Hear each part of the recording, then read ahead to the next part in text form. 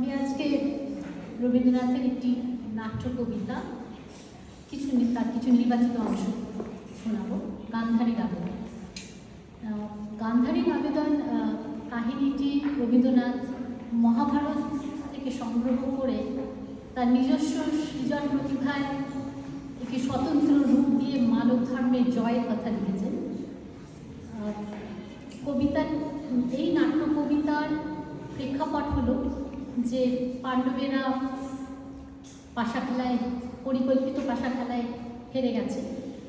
তাদের স্ত্রী দ্রৌপদীর রাজসভায় শ্লীলতা হানি ঘটেছে। পাণ্ডবেরা বনবাসে যাত্রা করেছে।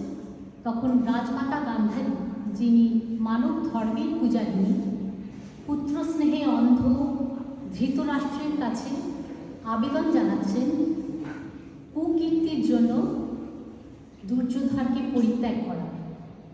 আর ধৃতরাষ্ট্র তার উত্তরে বলছেন যে ন্যায় বিচার করবেন বিধাতা, আমি তো পিতা। তার উত্তরে গান্ধারী বলছেন, তুমি রাজা, রাজ অধিরাজ, বিধাতার বাম হস্ত, ধর্মরক্ষা কাজ তোমা করে সমর্পিত। শুধাই তোমারে, যদি কোনো প্রজা তব সতী অবলারে পরগৃহ হতে টানি করে অপমান বিনা দোষে, কি তাহার করিবে বিধান? নির্বাস। তবে আজ রাজপদতলে সমস্ত নারীর হয়ে নয়নের জলে বিচার প্রার্থনা করি। পুত্র দুর্যোধন অপরাধী প্রভু, তুমি আছো হে রাজন, প্রমাণ আপন।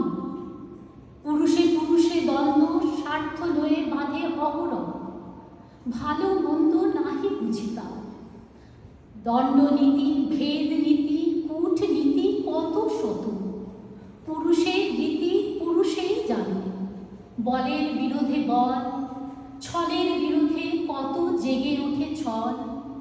কৌশলে কৌশল হানে, মোরা থাকি দূরে আপনার গৃহকর্মে শান্ত অন্তঃপুরে।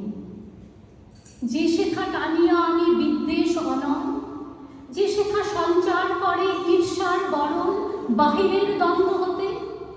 পুরুষের ছাড়ি অন্তঃপুরে প্রবেশিয়া নিরুপায় নারী গৃহধর্মচারিণীর পুণ্য দেহ পরে কলুষ পরুষ স্পর্শে অসম্মানে করে হস্তক্ষেপ।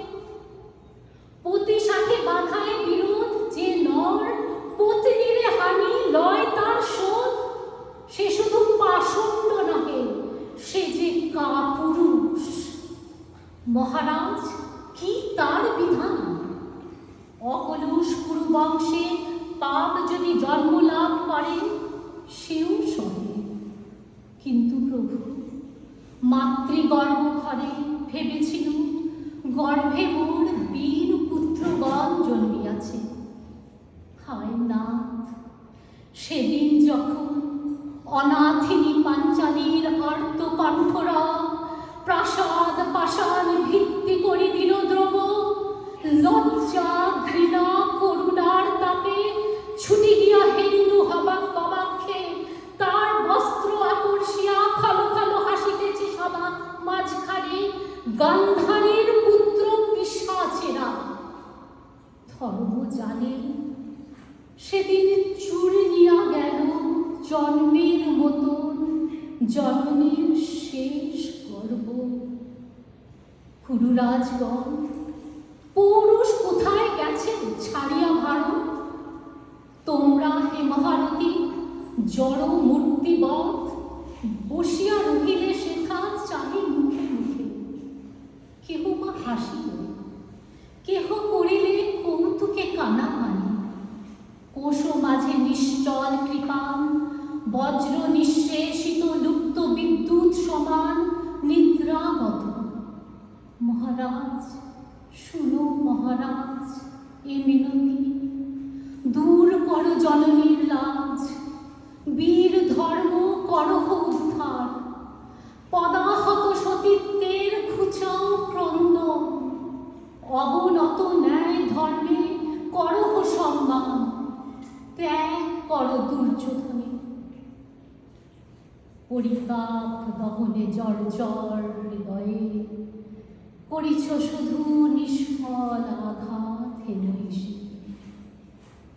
শতগুণ বেদনা কি নাথ লাগিছে না মনে? প্রভু, দণ্ডিতের সাথে দণ্ডদাতা কাঁধে জমে সমান আঘাতে সর্বশ্রেষ্ঠ সে বিচার, যার তরে প্রাণ কোনো ব্যথা নাহি পায়, তারে দণ্ডদান প্রবলের অত্যাচার। যে দণ্ড বেদনা পুত্রের পারনা দিতে, সে কারে দিও না। যে তোমার পুত্র নহে তারও পিতা আছে, মহা অপরাধী হবে তুমি তার কাছে বিচারক। শুনিয়াছি বিশ্ববিধাতার সবাই সন্তান মোরা, পুত্রের বিচার নিয়ত করেন তিনি আপনার হাতে। নারায়ণ ব্যথা দেন, ব্যথা পান সাথে, নতুবা বিচারে তার নাহি অধিকার। মূঢ় নারী, লোভিয়াছি অন্তরে আমার এই শাস্ত্র। পাপী পুত্রে ক্ষমা করো যদি নির্বিচারে মহারাজ, তবে নিরবধি যত দণ্ড দিলে তুমি যত দোষী জনে, ধর্মাধিপ নামে কর্তব্যের প্রবর্তনে ফিরিয়া লাগিবে জানি দণ্ডদাতা ভূপে। ন্যায়ের বিচার তব নির্মমতা রূপে পাপ হয়ে তোমারে দাবিবে। ত্যাগ করো পাপী দুর্যোধনে।